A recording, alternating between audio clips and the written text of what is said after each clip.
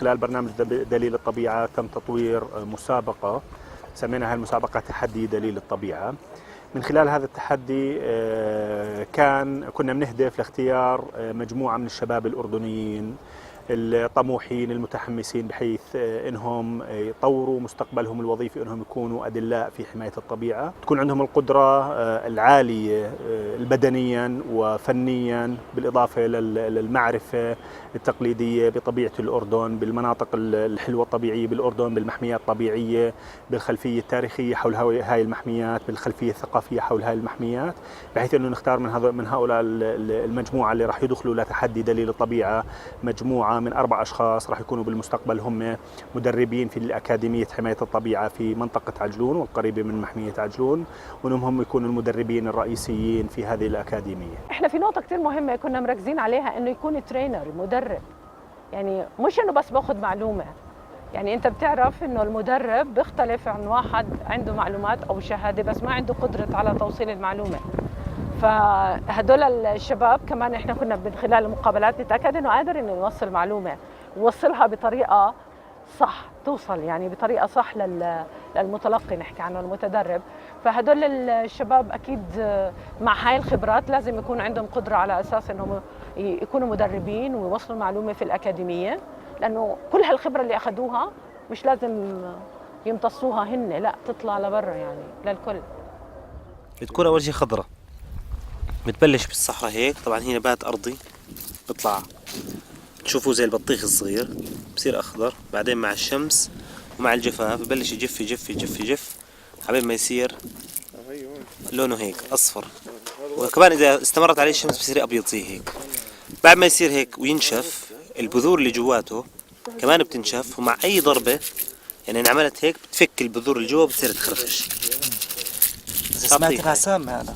هي سامة، وهالحنظر دائما الحنظر مرير، يعني طعمه كتير مر، مش دائما بيستخدموه بالشعر وبالأغاني والحنظل إنه كتير مر. هيو حتى أنا لما مسكته هسا إيدي إذا عملت هيك راح أحس بطعم المرار، لذلك بضبط أموري شوية رمل وأبعد عن الحنظل وأغني له. كنا احنا نبحث خلال مرحلة تصميم البرنامج عن افضل ان كان المعاهد او الكليات او الجامعات اللي بتأهل الناس وظيفيا ومهنيا، وليس فقط تأهيل اكاديمي في جانب الدلال البيئي وحماية الطبيعة، واكثر الجهات المتخصصة في العالم الممارسات قليلة في هذا الشيء، ولكن افضل مدرسة في موضوع حماية الطبيعة وفي موضوع الدلال الطبيعية هي موجودة في جنوب افريقيا في هذا المعهد المتخصص. One of the reasons we're doing the South African experience for nature guides is because, again, it's a different style of guiding. They're really hosts, not guides. And what they've discovered in South Africa is if you base the eco guides with an eco lodge or an eco hotel, then they give such a good experience that the customers want to stay longer. And we're trying to do that for Jordan because, you know, the more a customer stays longer, the more they give back to the economy. And the more Jordanians come to enjoy that, the more they will say in the future, yes, it's worth protecting. Yes, I want my kids to support it. Yes, in the future we will support environmental protection.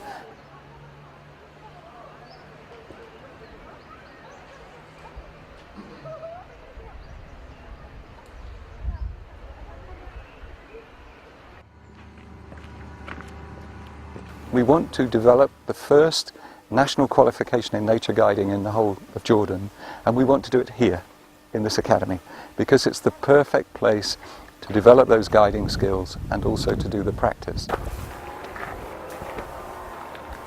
So this will be the main entrance. There's actually a gap here. You can see this is open space. This will be the main entrance.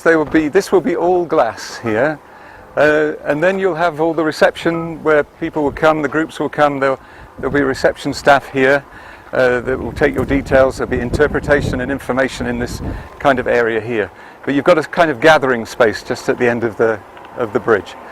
And then to the right is the restaurant. The restaurant's actually big. It will spill out outside, so you'll be higher than you are now.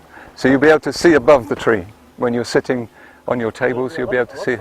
And we'll use recycled timber for the decking. And the nice thing is all the plants will grow up underneath. So what you'll have is a series of wooden terraces. that will be going down the slope between the trees. We won't move us. So you'll have a restaurant and you'll be able to eat your meals in these wooden terraces among the trees. But if you go through there, you've got the most incredible views. I mean, they're really fantastic views. All the way down to where the guys are working here, this is the academy end, and it's double floor. This is where it becomes a double floor. And it's cantilevered at the end. It's not actually touching the rock. It's cantilevered out. And this is the conference room and library on a double floor. You've got 6 training rooms. You've got a clinic, because you need to understand first aid treatment, simple basic CPR. There'll be actually someone here that's a medical specialist to help in training, because if you're training to be guides, you need to understand first aid very thoroughly. Remember, guys, when you've finished, you won't be based here all the time. You'll be doing 30 to 40% of your workload will be here, because again, you've got to keep yourself on your toes in guiding. You've got to go off and develop guiding activities in other protected areas, and we want you to actually really develop the guiding services in the protected areas. And if you stay here as a permanent tutor or teacher, you'll begin to lose your edge. So we're very keen to have this mixture of the two. But inevitably, I think we're going to have to expand the staff accommodation, so it means a bit more fundraising to do. But staff have to have good quality accommodation. They have to be happy, especially if they don't necessarily come from around here. If they don't come from around here, you've got to have a nice quality, good living accommodation. The advantages we felt of putting such a centre in the middle of a rural area, because again, that's pretty unusual. Normally academies are in the cities. By putting it here, we want it to be an engine of local economic development and local community development. All of that supply chain, including direct employment and all along the supply chain, will be from local communities and local people. We estimate a minimum of 95 jobs, a minimum direct jobs, and then you've got all the bus drivers and the suppliers of vegetables and all of the farmers and so on. We're going to have shuttle buses so that people can explore the other beautiful areas of Ajloon, all the cultural, the castle, Mar Elias, all the other historic sites. Then we're going to do a network of trails from here throughout Ajloon. So the knock-on effect of this will be felt not just in Omanabia, the nearest village, but many of the villages around, because we'll be bringing extra visitors, extra tourists into their community. And the communities around here are really very keen to do that. They're not at all shy. They want to meet tourists and offer them facilities and small cafes and trails and bed and breakfast and all of those. So I think it will be a really major, significant driving engine of the local economy and community development.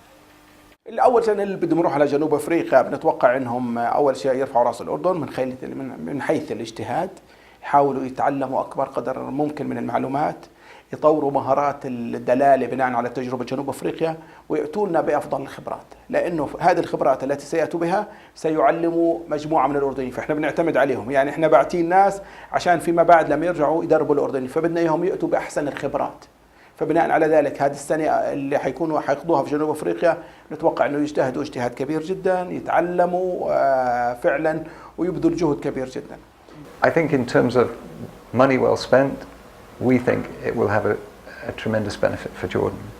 But of course, developing the guides and sending them to South Africa and building up their capacity is phase 1. Phase 2 is really about how do we develop the program so they can be delivered in Jordan. Because we may have the off-the-shelf curriculum of South Africa, but we've got to rewrite it for Jordan, and we've got to redevelop it, and we've got to go out and test it in the field. So there's that whole program of Jordanizing it is something where we need further support for this. This is a very critical area. And comes with that is all the operational costs. You know, if you look at an academy, it isn't one person, or it isn't 4, it's many. And we're trying to get what we would call a breathing space until we can charge fees and get income as a business. We've got a gap. We've got a gap of probably up to 2 years where we need operational support costs so that we can get it on its feet and then we can be self-supporting. We have to make the academy stand on its own feet. It's one really important thing. But we also want to make sure that we don't deprive people from poor village communities or poor backgrounds from the chance to take these programs and develop their skills as guides. Because the beauty of our programs is you don't need to have a degree. You don't need to have even tawjihi. What you need is the right character. And even language skills are not essential for every guide. There might be the guides that deal largely with an Arabic audience or a Jordanian audience. So one of the great things about our programs is that they're not based around how academically qualified you are. They're based around character. And that means that people from relatively poor backgrounds who haven't had a chance for a really good education can have a chance for these kinds of jobs. And that's where we want to find a way of supporting them. احنا بنروج انه الاردن تصير كمان مركز تدريب اقليمي بذلك، بحيث ان المدربين لما يرجعوا من جنوب افريقيا خلال عام بنتوقع انه العديد من الطلاب من دول الخليج ومن سوريا ومصر وفلسطين والدول اللي حوالينا انه فعلا يستخدموا ويجوا ويحصلوا على كورسات متخصصه من برامج الاكاديميه، وهذا ايضا له عوائد طبعا اقتصاديه وله عوائد اجتماعيه، وخاصه انه احنا دائما بنعرف انه الكفاءه البشريه الموجوده في الاردن مميزه عن دول المنطقه.